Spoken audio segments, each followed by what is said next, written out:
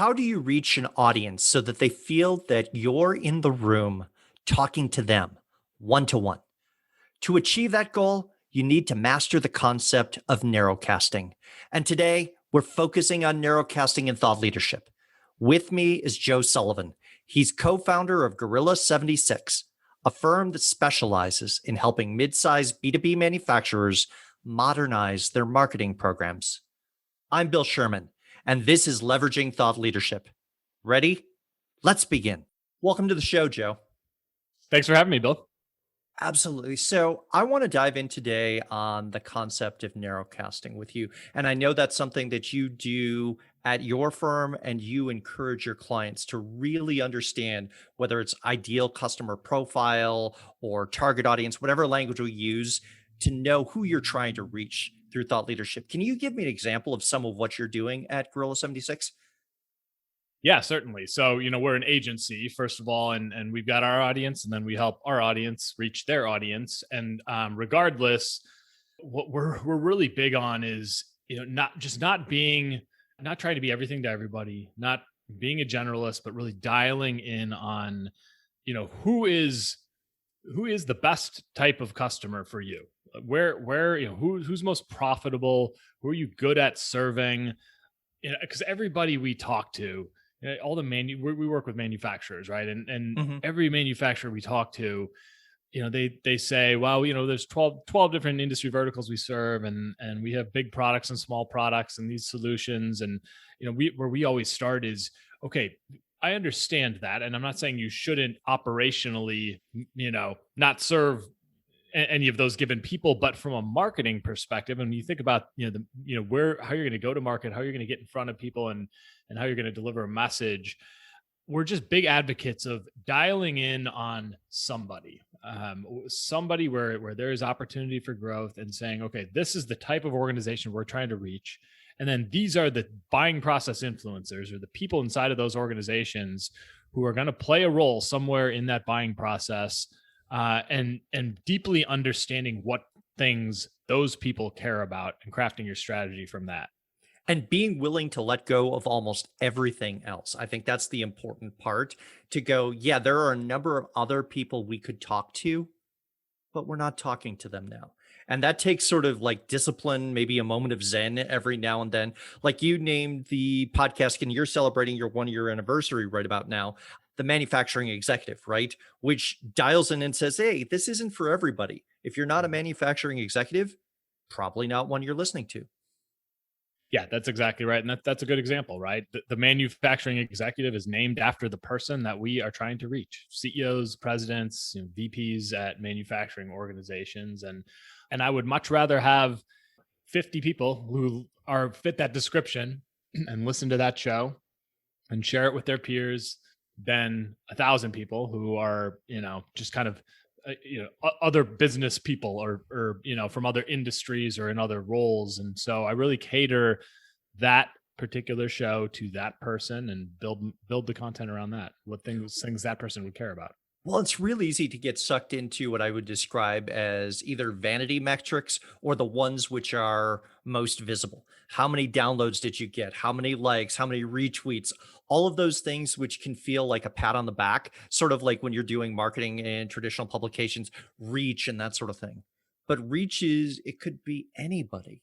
You've got to know, did I reach the people that I'm trying to talk to?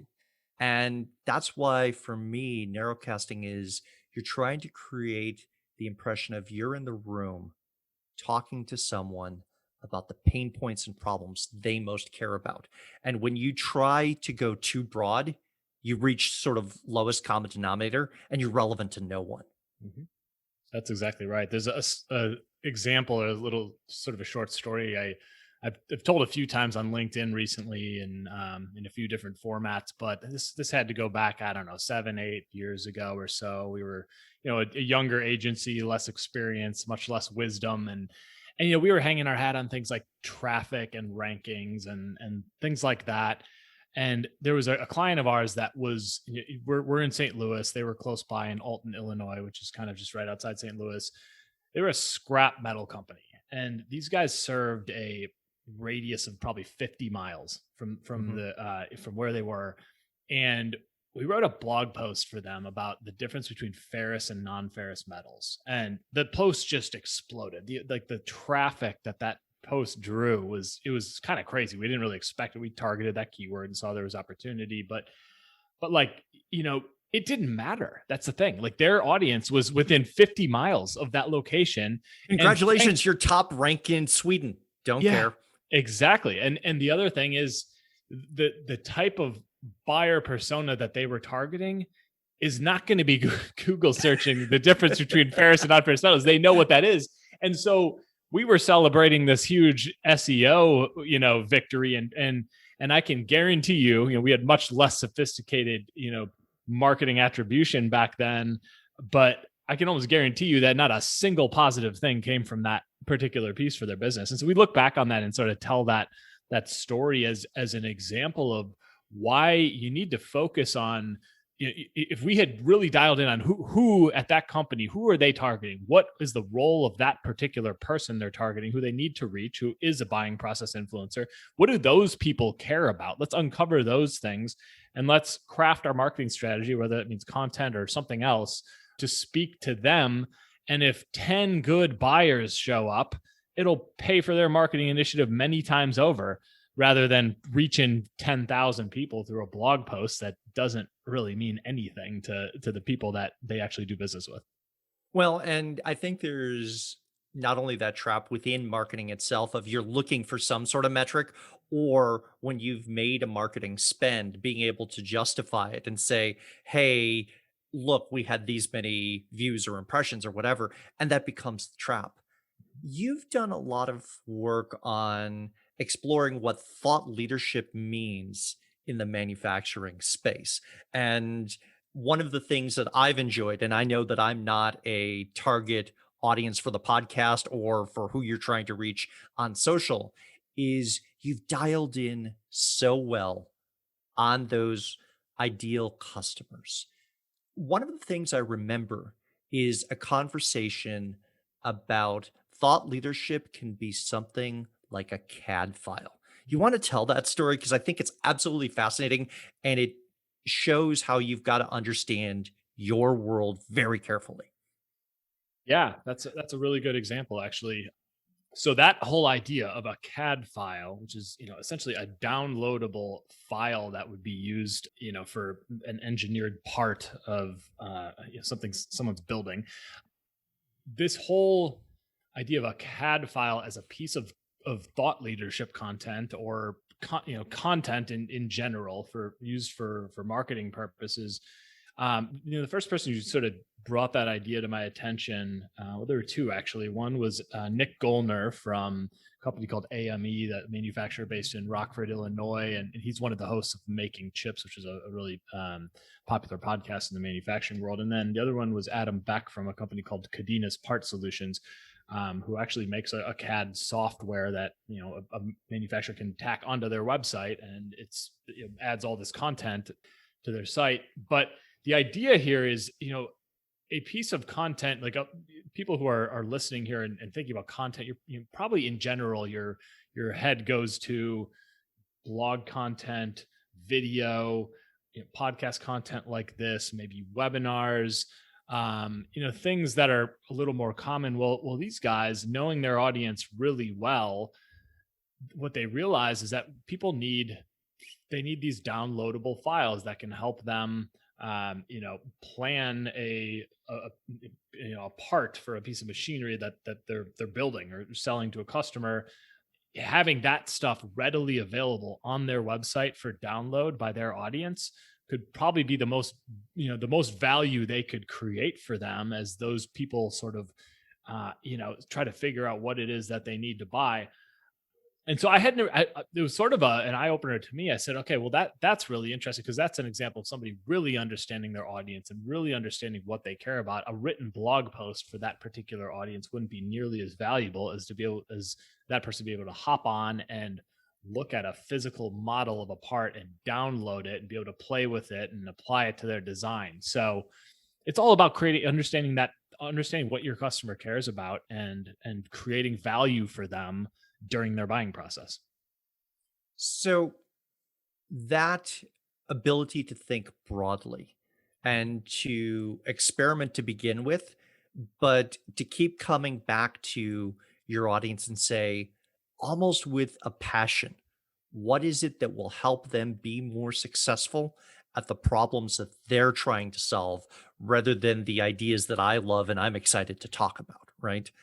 So, how do you, and this is a place I know within organizations, many of my listeners are trying to convince other parts of the organization that thought leadership works, that thought leadership could be used to fill the sales pipeline, to influence how people think and act, to deepen relationships. They know it, but they're trying to convince others. Mhm. You're working within the B2B manufacturing space. What advice are you giving your clients to get that buy-in from the rest of the organization? How are you getting the organization to make the most of narrowcasting? Sure. Well, I think you have to just sort of reframe your mindset and stop thinking about the fact that this is for marketing purposes for a second, because I think for a lot of traditional organizations, which is largely what you're dealing with in the manufacturing sector, their perspective of what marketing is, marketing is there to make the trade show booth and to create brochures and to provide materials that can support sales and maybe do a little pay per click, make the website look pretty, et cetera, et cetera. It's very tactical, executional stuff that's looked at as an expense rather than a piece of the revenue engine for the company. And so I think the if you could just sort of take this idea of thought leadership out of the context of marketing for a second and just say, I mean, look at sales, right? Just about any organization that is out there selling, like some of the most successful salespeople in those organizations are the ones who can ask the right questions of prospects and customers. They can, look at the things that those people are saying, the problems that they're having, the questions they're asking, and they can do pattern matching with situations they've seen in the past and other customers. So it becomes a very consultative sales process inside a lot of these organizations. But yet on the marketing front, it's all tactical and like me, and about us. But they need to, these organizations need to take the same approach that they do inside of sales, where you are consulting, you're creating value, you're trying to deeply understand what the prospect or customer cares about. And then you're going to be a resource to them during that buying process. Marketing and thought leadership inside of marketing should be the exact same thing, but it should be on the front end of that. It should be the thing that is earning you attention and trust so that you can then have that sales conversation where that ability to continue to position yourself as a deep expert and thought leader will continue. Well, and it's giving without hesitation before you're asking for anything in return, right? And it requires discipline to do that because the first time that you put whether a podcast episode or a post or something out there into the world or a CAD file, right? Mhm. People aren't going to notice. It's the repetition and the commitment to doing it. If you are enjoying this episode of Leveraging Thought Leadership, please make sure to subscribe. If you'd like to help spread the word about the podcast, please leave a 5-star review and share it with your friends.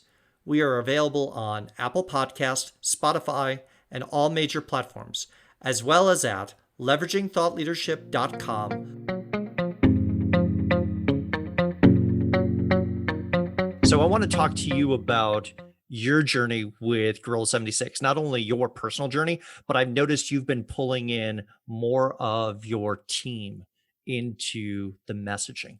Talk about that journey from, hey, let's try using thought leadership to now let's involve more.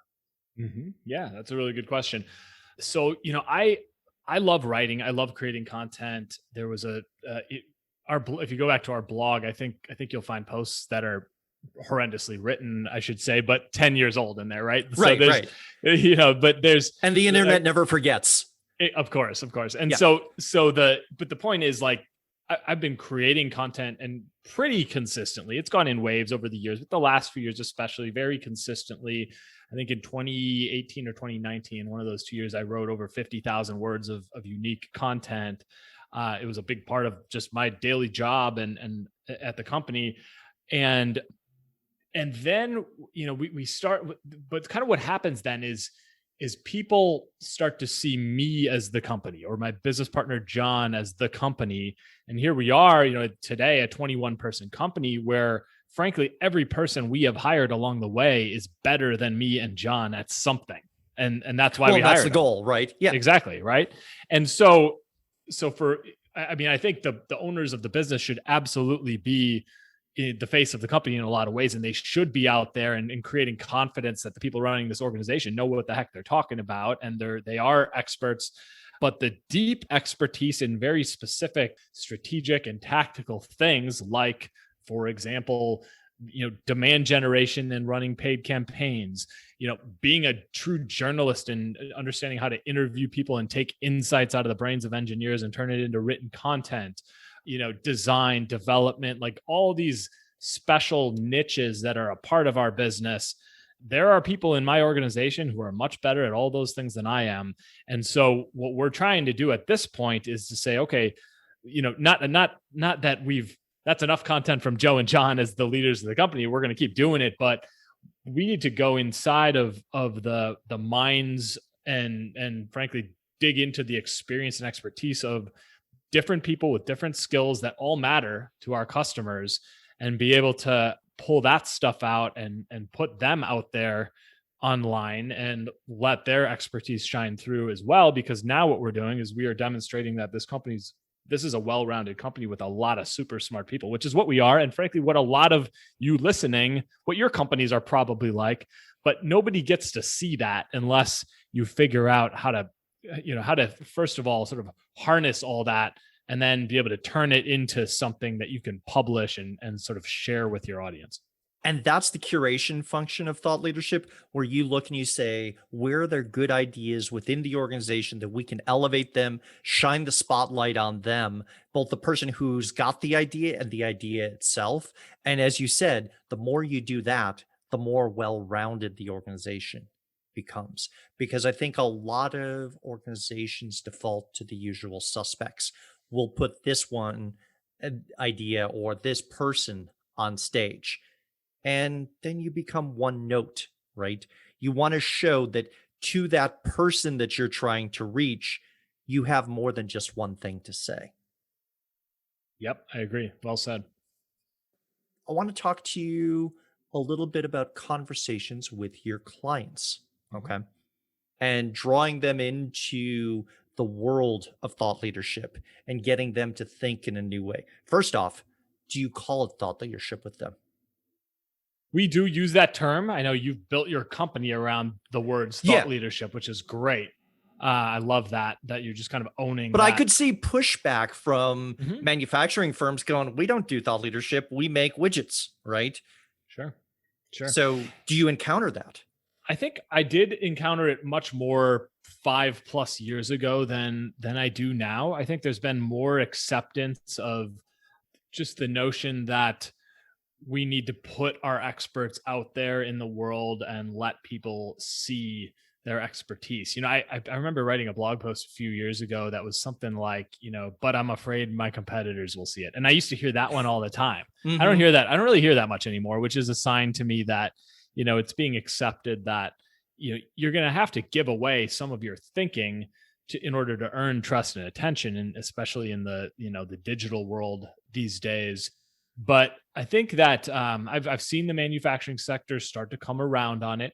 I see them, like with our clients, where it's not just the leaders of the companies who might be willing to come on a podcast like the manufacturing executive, but we're helping our clients figure out how do we put two experts on stage in a webinar, where instead of going through a slide deck, we have two experts up there on camera talking to each other, debating a topic, and maybe we're helping facilitate that, or we're putting a professional videographer on site and we're preparing ahead of time and we're doing a panel discussion or even a one-on-one interview. This stuff is becoming it's becoming easier to do and to convince people to do. And I think the last year and a half, we're recording this in July of 2021, and the last year to year and a half have also, I think, just broken down some technology barriers for for people who have been maybe less receptive to getting in front of a camera. Hmm. So I think that's helped the cause as well. Fantastic. So as we begin to wrap up, Mhm. how are you measuring success for thought leadership, and how are you encouraging your clients to think about success, both in the short term and the long term? Because obviously, ringing up sales for Mhm. them is important, but how do you guide them along that way? Because the first post probably doesn't lead to that sale, right? Yeah, that's exactly right. And so that's a tough conversation to have in a lot of cases because, we've gone through these different stages in the world of digital marketing, especially, I think, where, 15 years ago or so is about when Google Analytics came out. Prior to that, Mhm. you didn't have the ability to measure anything. I've mentioned this on a few podcasts and things recently, but like, I graduated college undergrad in 2005, and it was that fall when Google Analytics came out. And so Right. I kind of came up with this ability to measure marketing in my career. But prior to that, it was very difficult to measure, and so there was a lot of there was a lot of brand marketing and things, and then over the course of the 5 to 10 years that followed, as analytics became more a piece of marketing, and there was more of an expectation that, okay, if we do things, we need to see an ROI on that thing. Then we moved into this era of the last 5 years or so where people have just become so obsessive about measurement that they're trying to measure everything, anything and everything, to the point where bad decisions are being made on the Mhm. marketing front because people are saying, well, if I can't see ROI from this thing that I'm going to do for the next 3 months, I need to stop doing it. And yes, that's true with certain things, or maybe partially true. But the problem is when you're doing something like thought leadership, where you are, and as it applies to marketing, I should say, where you are leaning into the expertise of your team, you're crafting content that may be written, and maybe maybe blog content, and maybe podcast content. Like, these are long-term plays. That's Mhm. just the reality. And if what you need is sales right now, or to hit a certain number by the end of this quarter, Good don't luck. go don't go start a podcast and expect that to solve your problem. Don't start writing blog posts and assume that the search engines are going to reward you a month later with a bucket of leads every day. It doesn't work that way. It just doesn't. And there's a misperception out there because of all the tools available that let us measure things. So, we are big advocates at Gorilla of, on the marketing front, you're kind of, if you had to simplify it, you're doing two things here. You are trying to capture existing demand that's out there, people who need something right now and they are in buying mode. And the search engines are a great place to do that. And pay per click and SEO, which SEO is a long game, but you got to start somewhere. But there's a way to go out and capture existing demand, and then there is a way to build demand and to establish yourself as an authority, and to because here's the reality: probably 95% of your audience is not buying right now. At Mhm. least for most people listening, And if they're you're not. trying to chase 100 people to see which 5 are buying, you're wasting 95% of your Totally. time. Totally. And not only that, you're burning out people with sales messaging that Yeah. aren't ready to hear from you and don't want to hear from you. And so the answer to all this, in my opinion, is you do the things you can to capture existing demand. You want people to find you when they're physically looking for something right now. But with the rest of your total addressable market that is not in buying mode, but likely will be in 1 month or 1 year or 3 years, your job right now is to uh, understand what those people care about, to address the issues and pains and goals and buying triggers for them through thought leadership. Make amazing content that addresses that stuff. Figure out what distribution channels, whether that means email, whether it means SEO, whether it means paid social, whether it means YouTube and pre-roll ads that you can run there. I mean, there are a ton of ways to distribute content, and it's going to be different based on where your audience consumes information. But your job is to make amazing things that speak to the things they care about and get it in front of them with consistency, so that when they do enter buying mode, you are the first person they think of. There is some level of trust built already because they've seen you publishing things time and time again that are relevant to them and demonstrate that you're an expert in those things. and then you're not having to hunt. But it takes time. It is not something that happens overnight, and that's the toughest part of this for people to wrap their heads around. So there's a million things that you and I could continue to talk about, but I think we're going to have to leave it here. Joe, if someone wants to get in touch with you, how should they do that? Yeah, find me on LinkedIn. I'm one of 50,000 Joe Sullivans that you'll find on LinkedIn. But no, you can find me there. Joe Sullivan, Gorilla 76 is my company. So connect with me there. Gorilla76.com is the website for my business. The learning center there is well catered at the manufacturing sector specifically. I think if you are a business to business company selling complex solutions and deal with committees of buyers, I think a lot of what we publish there is relevant. So I would direct you there. Fantastic. Thank you, Joe. Thanks for having me, Bill. If you're interested in organizational thought leadership, then I invite you to subscribe to the OrgTL newsletter. Each month, we talk about the people who create, curate, and deploy thought leadership on behalf of their organizations. Go to the website orgtl.com and choose Join Our Newsletter. I'll leave a link to the website as well as my LinkedIn profile in the show notes. Thanks for listening, and I look forward to hearing what you thought of the show.